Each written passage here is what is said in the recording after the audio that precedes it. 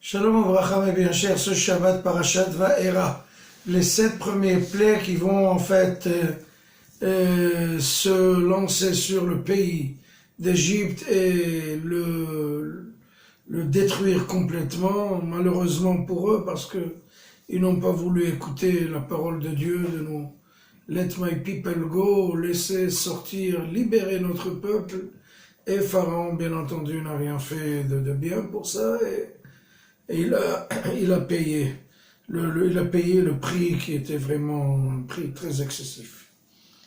Et le parasha commence, Va'era el Avraham el Yitzhak et Yaakov el Shaddai. Je me suis révélé à Avraham, Yitzhak et Yaakov avec le nom de Shaddai. Rashi, en voulant expliquer ça, dit Va'era, je me suis révélé à Avraham, Yitzhak et Yaakov, Rashi, aux ancêtres. Avraham, Yitzhak et Yaakov, les ancêtres. Toi, tu te dis, mais la palisse n'aurait pas dit mieux. Qu'est-ce qu'il nous a expliqué, Rashi, en disant que Avraham, Yitzhak et Yaakov, ce sont les ancêtres? C'est élémentaire. C'est très bizarre. Rashi, en général, il nous éclaire des angles qu'on n'a pas vus, des angles obscurs.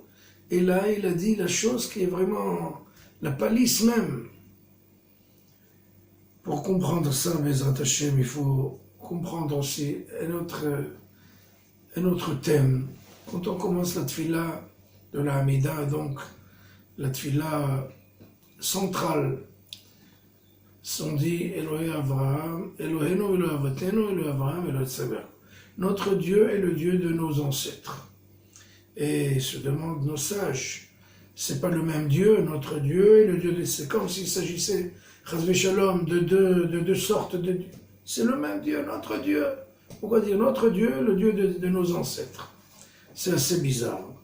Mais pour comprendre ça, il faut absolument comprendre une autre notion qui est très forte. Parfois, notre foi, notre émouna,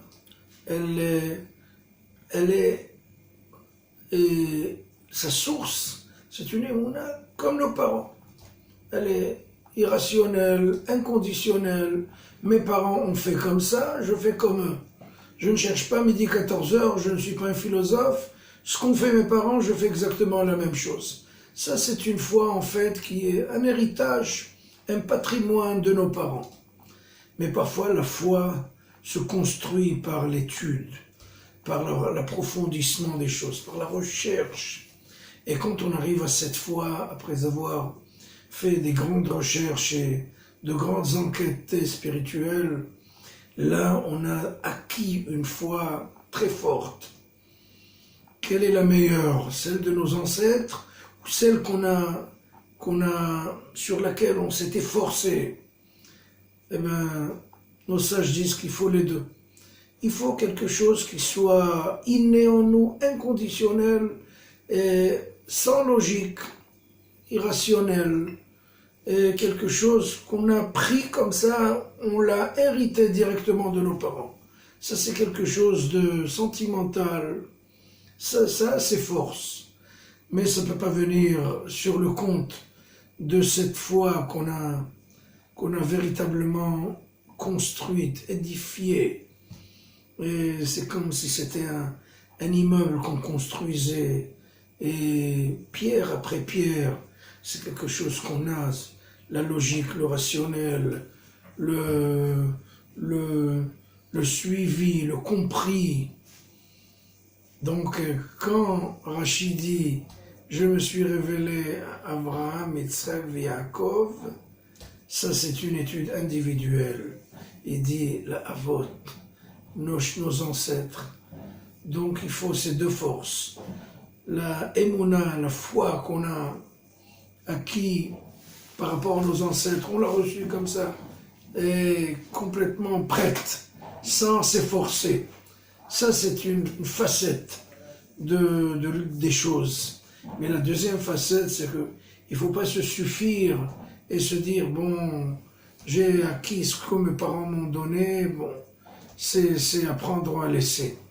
Chas v'shalom, il faut aussi s'efforcer, faire des recherches, étudier profondément pour comprendre, pour vraiment avoir un acquis spirituel qui soit combiné entre le sentimental et le rationnel.